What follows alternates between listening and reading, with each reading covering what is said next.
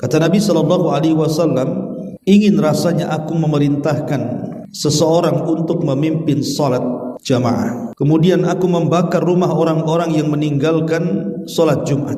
Kemudian juga hadis Nabi SAW, la yantahiyanna aqwamun an wad'ihimul jumu'ati aw la yakhtimanna Allahu ala qulubihim thumma la yakunanna minal ghafilin. Mereka harus berhenti dari kebiasaan meninggalkan salat Jumat atau Allah akan tutup hati mereka.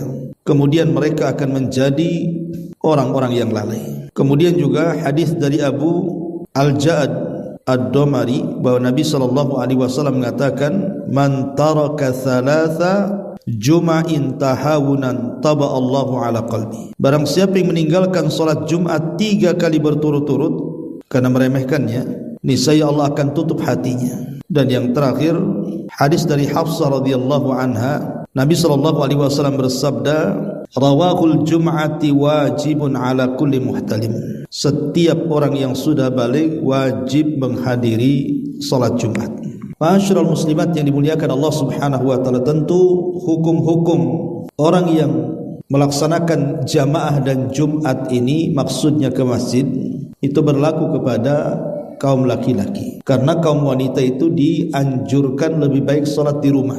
Semakin tertutup semakin baik. Tapi bukan berarti tak boleh ke masjid, boleh. Karena di zaman Rasul pun sahabiah, para sahabiah, perempuan-perempuan di zaman Nabi pun mereka juga terkadang salat jamaah ke masjid, khususnya salat subuh. Artinya boleh mereka ke masjid, tapi sebaiknya di rumah. Lah dalam pembahasan ini kita akan menjelaskan tentang beberapa kisah orang-orang yang lalai dan meninggalkan salat. Bukan hanya sekedar salat Jumat ya, tapi juga salat-salat yang lainnya.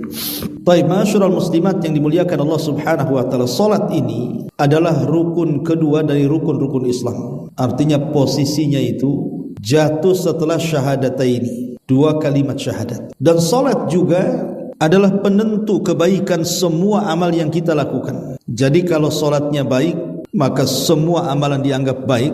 Tapi kalau salatnya tidak baik, jangan harap amal yang lainnya dianggap baik. Jadi salat itu dijadikan dalam Islam ini sebagai barometer. Dan itu tertuang dalam sabda Nabi SAW, idza saluhat salatuhu saluha sairu amalihi wa idza fasadat salatuhu fasada sairu amalihi. Kalau salatnya baik, maka semua dianggap baik. Tapi salatnya kalau tidak baik, maka amal yang lain pun jangan harap dianggap baik. Karena penentu kebaikan amal itu salah satunya adalah dengan salat. Dan nanti juga pada hari kiamat, salat inilah yang pertama kali ditanya atau dihisab. Berdasarkan hadis Nabi SAW, awal ma yuhasabu bihil abdu yaumal qiyamati salatu. Yang pertama kali dihisab pada hari kiamat dari seluruh amalan hamba adalah salatnya. Jadi salat itu awal yang pertama kali dihisab di hadapan Allah. Saking tingginya kedudukan salat di dunia ini, salat ini memiliki faedah yang luar biasa. Pertama, bisa mencegah seluruh perbuatan keji dan kemungkaran. Sebagaimana tertuang dalam surah Al-Ankabut ayat 45. Innas salata tanha 'anil fahsya'i wal munkar. Sesungguhnya salat itu mencegah perbuatan keji dan mungkar. Yang kedua, salat ini juga bisa dijadikan perantara kita meminta pertolongan kepada Allah Subhanahu wa taala. Jadi apapun masalah kita, ibu banyak masalah, sebutkan masalahnya. Entah masalah kesehatan, entah masalah keluarga, entah masalah ekonomi,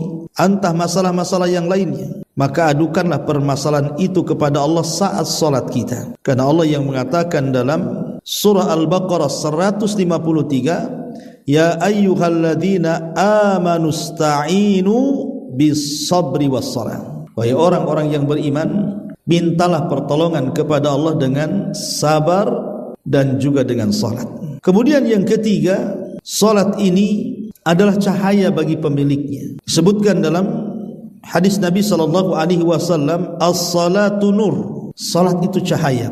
Siapa yang mendawamkan salat, bukan hanya sekedar menjaga salat 5 waktu, tapi juga menjaga salat-salat yang lainnya, maka Allah Subhanahu wa taala akan berikan cahaya kepada kita di dunia sebelum akhirat. Tapi sebaliknya orang-orang yang meninggalkan salat, Bu, itu akan dihilangkan cahayanya, baik di wajahnya atau dalam hatinya. Contoh 2 kisah. Ini kisah nyata, Bu. Ada seorang syekh bercerita tentang anak muda yang sangat tampan sekali. Orangnya bersih, putih, tampan, pokoknya idaman para wanita. Tetapi anak muda ini tidak pernah salat.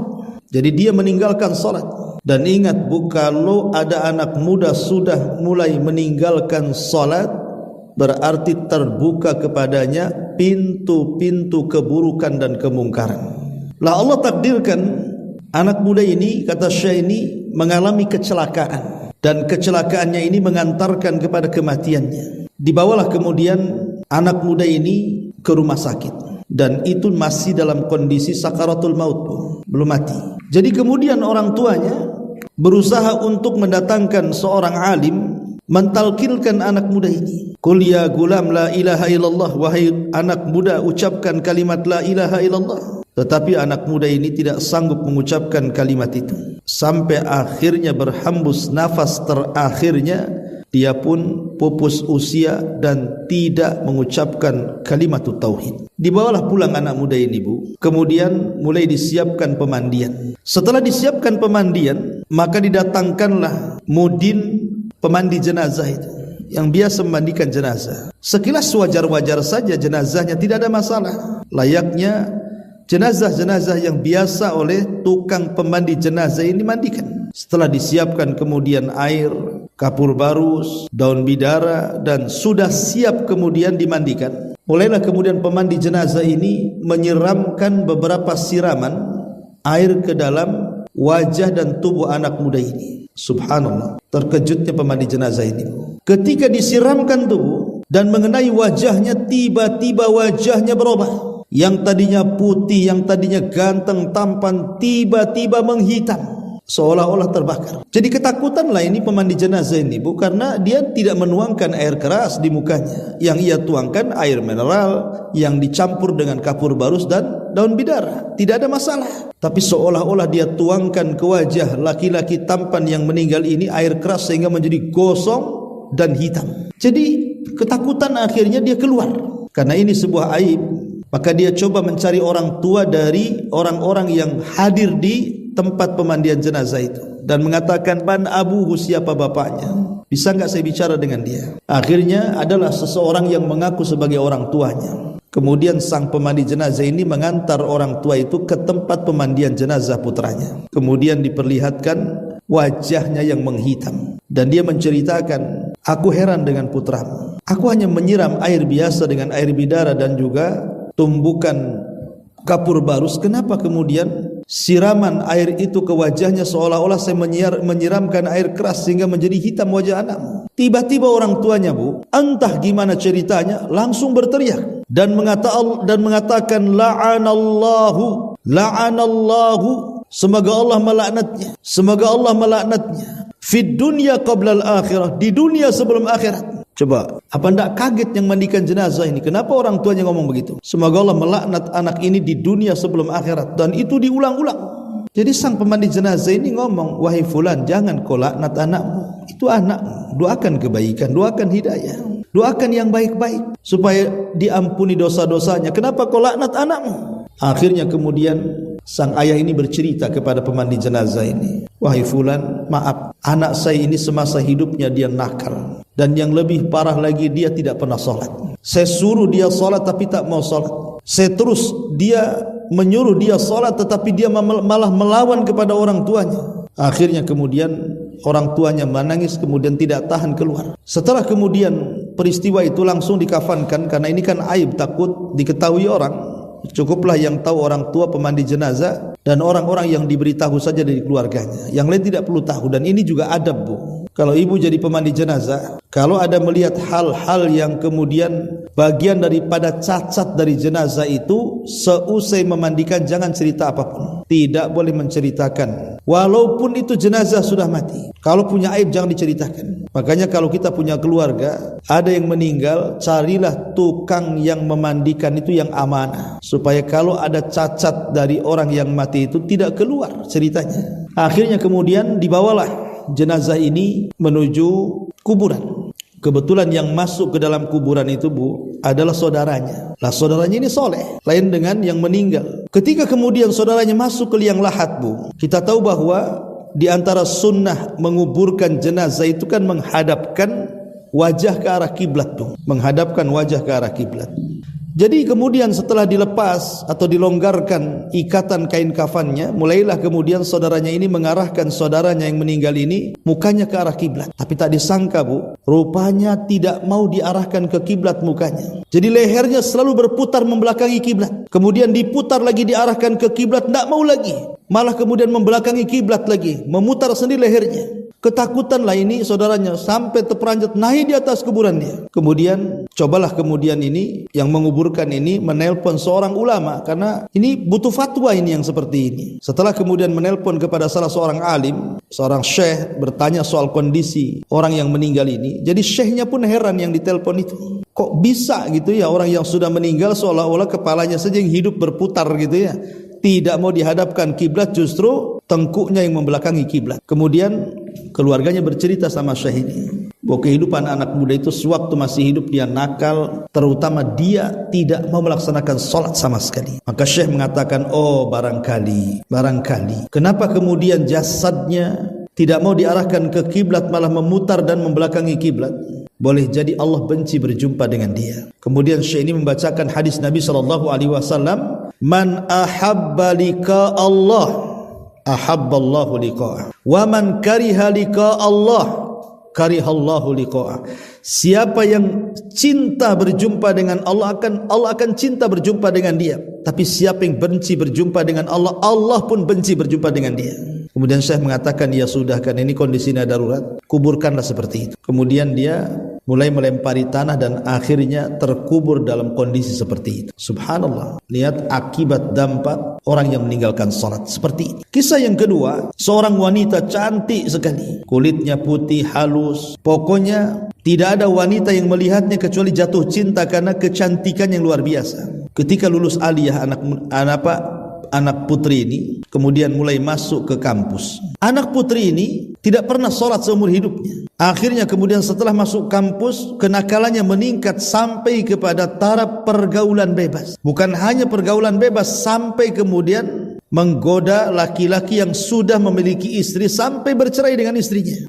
Dan kerusakan-kerusakan yang lainnya. Jadi Allah takdirkan wanita ini, Bu, satu saat berada dalam kendaraan, kemudian tabrakan kendaraan. Kawannya selamat, tapi dia pula tak selamat. Dia pun naza, dibawa ke rumah sakit. Kemudian keluarganya datang, berusaha untuk mentalkin wanita ini, meruqyah wanita ini dengan membacakan Al-Quran kepadanya. Tapi wanita ini seolah-olah sedang meregang kesakitan yang tidak ada yang tahu kecuali rasa sakitnya, sampai hembusan nafas terakhirnya dia pun seolah-olah tersiksa luar biasa. Jadi akhirnya jasadnya dibawa balik. Kemudian didatangkan pemandi jenazah. Ketika pemandi jenazah ini masuk ke dalam pemandian, kan jasad itu kan wajahnya dari kaki sampai wajah ditutup, Bu. Ketika dibuka, Bu, alangkah kagetnya rupanya wajah wanita ini tiba-tiba menghitam. Dan yang lebih parah lagi bukan hanya menghitam wajahnya, tapi mengeluarkan bau yang sangat busuk dari mulutnya. Rupanya keluar dari mulutnya kotoran-kotoran yang harusnya keluar dari duburnya. Jadi sang pemandi ini berusaha mengikat lehernya supaya jangan keluar kotoran dari mulutnya, tapi tetap saja keluar. Tidak tahan dengan baunya. Kemudian pemandi jenazah ini keluar mendatangi kedua orang tuanya. Ada apa dengan anaknya? Rupanya orang tuanya menjelaskan bahwa anaknya itu tidak pernah sholat sama sekali. Lihat Allah hukum seperti itu. Kemudian sang pemandi jenazah minta kepada kedua orang tuanya untuk ikut memandikan.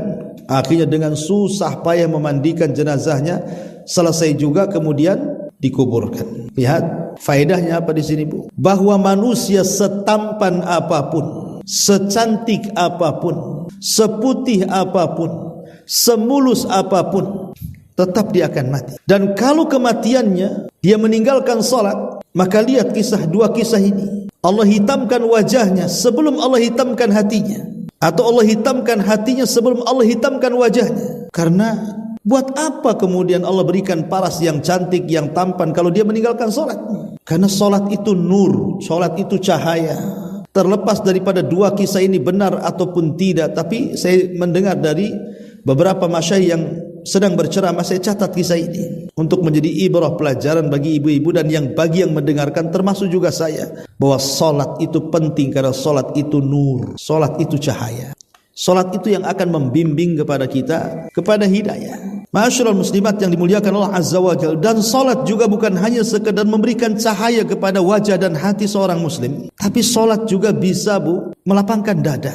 Jadi dada kita ini kalau salat lapang, tapi kalau tidak salat sempit dada kita ini. Ma'asyiral muslimat yang dimuliakan Allah Azza wa Jalla, dahulu ada seorang bos dalam perusahaan. Ya bukan dahulu ya, tapi ini juga kisah nyata ya, diceritakan oleh beberapa masyayikh dan peristiwanya juga ada di Timur Tengah. Jadi ada seorang bos, pemilik perusahaan itu karyawannya ribuan, saking kayanya. Tapi kemudian hatinya selalu lungsek, tidak pernah ada kebahagiaan. Ya karena bahagia itu bukan diletakkan di harta, tidak juga diletakkan di pakaian, tidak pula diletakkan di tas ataupun perhiasan. Tidak pula kebahagiaan itu diletakkan di rumah, di kendaraan, ataupun di barang-barang yang mahal, yang indah, yang semua ingin memilikinya. Tidak.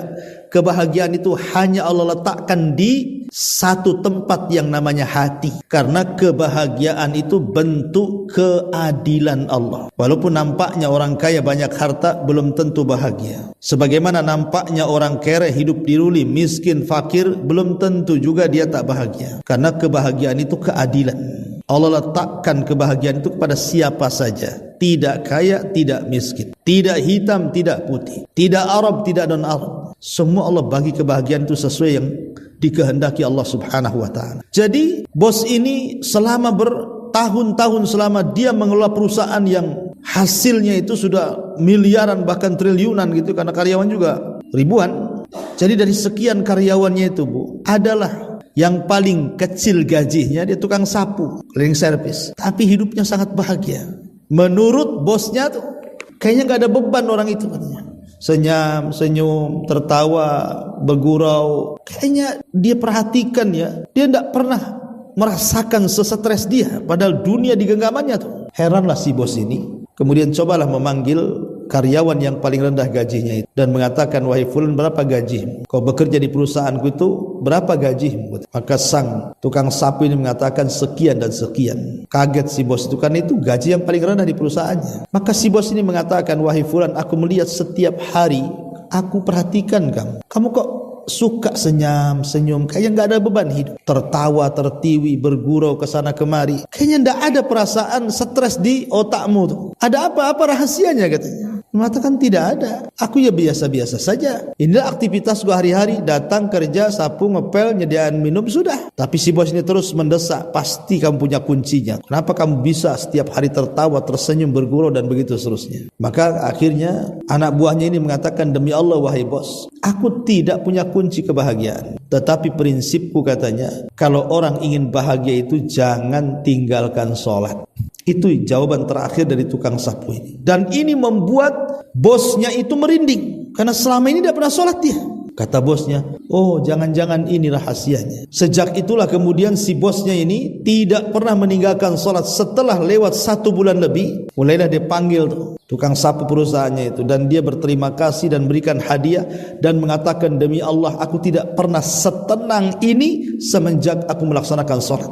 Lihat, jadi sholat itu bisa melapangkan dada. Sholat itu bisa melapangkan hati yang sempit, membahagiakan hati yang sedang gundah gulana, memudahkan hati yang sedang kesulitan. Itulah sholat. Karena sholat itu selain daripada nur cahaya, dia juga insyirahul sadri, bisa melapangkan dada, memasukkan kebahagiaan di dalamnya. Tapi sebaliknya orang yang tidak sholat itu sempit dadanya dan tidak akan pernah Allah berikan kebahagiaan kepadanya. Ingat satu kisah yang pernah saya ceritakan dengan Bu dulu. Ada seorang ibu ngadu kepada seorang syekh dan mengatakan, ya syekh, tolong ruqyah anak saya katanya. Kata syekh ini, emang anakmu kesurupan? Bawalah ke sini. Tetapi kemudian syekh ini mulai bertanya, apa masalah dengan anak kamu itu? Maka ibu ini cerita, begini syekh, anak saya ini dari kecil, remaja, dewasa, sampai sekarang sudah tua, aku pun sudah tua katanya. Aku tak pernah melihat dia bahagia.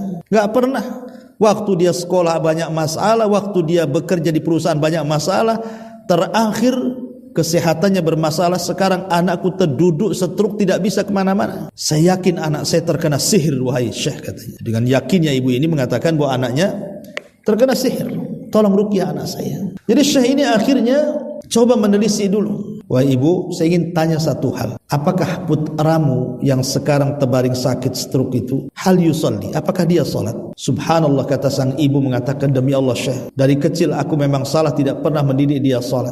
Sampai sekarang dia terduduk di kursi roda karena stroke pun tidak pernah salat. Jadi selama dia brojol sampai dia sakit itu tidak pernah salat tuh. Padahal dia muslim. Jadi kata Syekh, oh itu masalahnya. Anakmu bukan disihir, tapi anakmu diazab karena tidak salat. Maka sebelum kemudian anakmu meninggal dunia, ajak dia salat. Sebab kalau seandainya kata Syekh ini anakmu meninggal dunia kemudian 5 waktu sekaligus dia meninggalkan salat, berarti setiap hari 5 kali dia dilaknat Allah Azza wa Jalla katanya. Coba bayangkan, subuh dia meninggalkan. Ketika manusia sedang bangun kemudian salat subuh, dia pula tidak bangun dan meninggalkan subuh. Pagi-pagi sudah dilaknat Allah.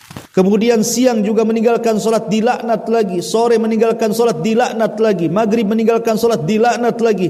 Isya meninggalkan solat, dilaknat. Bayangkan, mau tidur, setelah bangun tidur dilaknat dalam 1 hari 1 malam itu. Macam mana anakmu akan bahagia, kata Syekh? Solat, suruh solat biar bahagia dia. Lihat bagaimana. Ya, karena solat itu memang bisa melapangkan dada, mendatangkan kebahagiaan. Tapi orang tidak sholat tidak akan bahagia hidup, karena setiap malam tengkuk kita itu diikat setan, Bu. Dan setan itu ketika mengikat itu kencang ikatan di tengkuk itu, tidak mungkin lepas kecuali dengan doa, wudu, dan juga sholat baru lepas tuh. Tapi kalau tidak lepas karena tidak pernah sholat, setiap hari diikat, ditambah terus ikatannya, maka wajar kalau seandainya lambat laun kemudian orang ini malas untuk melaksanakan sholat atau sama sekali tidak sholat, dan pasti akan banyak masalah dalam kehidupannya. Ma'asyiral muslimat yang dimuliakan Allah Subhanahu wa taala. Kemudian sholat juga adalah penyejuk mata, kebahagiaan yang tidak bisa kita utarakan. Nabi SAW mengatakan, wa ju'ilat qurratu aini fis salati, dan kujadikan kebanggaan di kedua pelupuk mataku atau kebahagiaan yang ada dalam kedua mataku dengan cara melaksanakan sholat. Ya, karena sekali lagi sholat itu akan membuka segalanya. Dahulu ada 2 orang, yang cerita Syekh juga ya, ada 2 orang bersaudara. Lah salah satu daripada 2 orang ini baik orangnya, taat orangnya, suka sholat orangnya, berbakti sama orang tua orangnya, dan begitu seterusnya, pokoknya anak soleh. Saudaranya pula anak toleh, anak yang gak bener, gak pernah sholat, main judi, narkoba mungkin di zaman sekarang, nakal sanakal-nakalnya. Begitulah Bu, kadang-kadang satu keluarga walaupun satu turunan dari ayah ibu yang sama, terkadang soal akhlak itu berbeda-beda. Ada yang baik, ada yang tidak. Seperti kasus di sini. Jadi satu hari ini Bu, saudaranya yang soleh ini terus mendakwahkan saudaranya yang tidak soleh, yang meninggalkan sholat ini. Tapi memang kadang ada orang-orang itu diberikan nasihat, ada yang mental Bu nasihatnya, gak masuk nasihatnya. Makin dinasihati makin jahat pula dia. Jadi qadarullah kemudian kecelakaan dalam perjalanan pulang, masuk rumah sakit, koma berhari-hari. Jadi saudaranya yang soleh ini berusaha menemani saudaranya yang koma tuh, dibacakan Quran, dibacakan zikir, dibacakan doa. Akhirnya Allah kabulkan berkat doa anak soleh ini, saudaranya sembuh, tidak jadi mati dari komanya. Tetapi bukannya diambil pelajaran kesembuhannya itu, pula dilupakan nikmat Allah sembuh itu. Makin maksiat lagi Bu. Kan ada orang kayak gitu Bu. Ketika diuji itu mau tobat, kayaknya tobatan nasuha. Tapi ketika hilang ujian itu, maksiat lagi pula kita. Jadi ada orang-orang yang diberikan, ditegur oleh Allah Azza wa Jalla itu tidak juga sadar gitu. Seperti kasusnya orang ini. Selepas sembuh, maksiat lagi dia.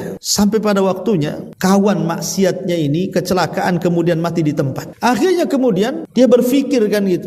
Coba dulu kalau aku waktu koma kemudian lewat dan tidak bisa hidup kembali, apa yang aku harus pertanggungjawabkan di hadapan Allah. Jadi mulai terpikir dia, ditambah-tambah kemudian malamnya selalu terpikiran, masuk dalam mimpinya kawannya yang ahli maksiat itu sedang diadab di neraka. Ketika dia terbangun terperanjat Bu, dari situlah akhirnya kemudian dia bertobat kepada Allah Azza wa Jalla dan tidak mau mengulangi meninggalkan sholat. Akhirnya dia sholat terus. Apakah ditegur dulu baru sholat? Janganlah kita itu ditegur dulu baru sholat. Dan kalau orang sering sholat tidak mungkin ditegur oleh Allah Azza wa Jalla seperti itu. Kalaupun diberikan ujian itu pengangkat derajat dan penghapus dosa-dosa dia saja. Ma'asyiral muslimat yang dimuliakan Allah Azza wa Jalla. Oleh karena itulah Bu, teruslah kalau ibu mau mendakwai keluarga, yang pertama kali dakwahi tentu setelah tauhid, setelah akidah adalah ajak mereka untuk sholat. Mungkin di antara kita yang diuji, saudara kita belum sholat, ajak mereka sholat. Ada yang diuji orang tuanya belum sholat, ajak orang tua sholat. Ada yang diuji pasangannya belum sholat, ajak pasangannya untuk sholat. Dan begitu seterusnya. Karena mengajak orang untuk sholat kemudian sholat itu amalan yang luar biasa. Wa man ahsanu qaulan mimman da'a ilallah. Siapa lagi yang lebih indah ucapannya dibandingkan orang yang menyeru manusia ke jalan Allah. Makanya ada seorang syekh juga bercerita. Jadi ada orang baru di lingkungannya. Jadi ada orang soleh, dia baru beli rumah di sebuah desa. Kejadiannya di Arab Saudi sana. Tanpa melihat tetangga-tetangganya. Karena dia merasa rumahnya dekat dengan masjid. Senang dia. Akhirnya kemudian orang soleh, orang baru di tempat itu, karena dia rajin sholat, ya biasa sholat ke masjid 5 waktu. Jadi sang imam heran karena tidak pernah melihat orang itu di desa itu. Jadi setelah kenalan, kemudian ditanya, kamu tinggal di mana? Oh, saya tinggal di sini, rumahnya ini. Kaget sang imam. Kenapa? Karena dia punya tetangga itu orang jahat dan tidak pernah sholat. Jadi satu kampung melaknat dia. Jadi orang baru yang soleh ini kaget, kok bisa orang satu kampung melaknat dia? Kenapa dia emangnya? Kemudian kata sang imam sholat itu, dia tidak pernah sholat sejak terbangunnya masjid ini sampai sekarang. Udah puluhan tahun tak pernah dia nongol ke masjid katanya. Jadi tetangganya ini hanya mendoakan semoga Allah memberikan hidayah kepadanya, wahai Pak Imam. Iya, amin, kata Pak Imam. Kemudian dia pulang. Ketika pulang dia melihat tetangganya yang tidak pernah sholat yang diucapkan oleh imam yang dilaknat satu kampung itu, Bu. Coba Bu, kalau seandainya di Batam ini orang yang tidak sholat dilaknat satu kota Batam, apa nggak sadar semua orang tuh? Ya. Tapi kan nggak ada di sini kayak gitu. Jadi akhirnya kemudian dia kenalanlah dengan tetangga barunya kan. Ketika kenalan dia memuji tetangganya, wahai fulan, maaf ya saya ini orang baru, tapi saya sudah keliling-keliling satu desamu nih, dan aku berjumpa dengan Pak Imam di masjid dan jamaah sholat. Subhanallah, semua orang memuji kamu katanya. Kagetlah orang ini, mana ada memuji saya, yang ada satu kampung melaknat saya katanya. Tidak katanya, Pak Imam pun tidak pernah menyebutkan keburukanmu katanya. Ah, yang benar-benar kan terbalik bukan? Jadi akhirnya gini, wahai fulan, nanti malam saya akan buat acara makan-makan di rumah. Datang ya. Akhirnya kemudian tetangga yang tidak pernah sholat ini diundang sama orang soleh. Datang dia. Dijamu dengan jamuan yang enak, yang lezat, yang mahal. Wah, yang berkelas gitu kan. Supaya ada pengaruh. Kemudian selesai acara makan-makan, orang baru, orang soleh ini memberikan hadiah kepada tetangga yang tidak pernah sholat itu. Kemudian dia mengatakan, wahai fulan, aku tidak bisa memberikan apapun kecuali hadiah ini. Kata orang yang tidak sholat tetangganya itu, maksudnya apa ini? Dia mengatakan, karena satu kampung memuji kamu, sampai kepada imam masjid pun memuji kamu katanya. Makanya aku kasih hadiah kepadamu agar engkau rela ku contoh kebaikanmu. Makin streslah dia. Apa yang mau dicontoh dari aku katanya. Tapi ucapan orang baik ini terpikir terngiang di otaknya tuh sampai dia pulang, sampai dia tidak bisa tidur. Apa betul saya ini orang baik? Apa betul saya ini orang baik katanya. Kemudian dia terpikir, wah saya ini memang harus baik. Dari situlah ketika datang waktu fajar, lewatlah tetangganya yang baru keluar dari pintu rumahnya, tiba-tiba dia menjerit, wahai fulan, tunggu, aku ingin sholat bersama kamu katanya. Berangkatlah berdua sholat subuh, Bu. Ketika dia di sap pertama pula dia, sang imam ini habis salam memandang dia kaget, Bu. Semenjak masjid ini terbangun sampai hari ini baru nongol dia di sini. Tapi dia nggak ngomong. Dia hanya ngomong kepada tetangga yang baru dan mengatakan, hei fulan, kok apain itu tetanggamu tuh? Kok bisa kau robah dia dalam waktu sekejap mungkin, kok bisa berubah akhirnya yang tidak sholat jadi sholat katanya. Tidak ada apa-apa katanya. Ya. Tapi lihat bagaimana pelajaran dari kisah ini. Sekali lagi kisah ini entah nyata, entah kan saya dengerin di YouTube saja.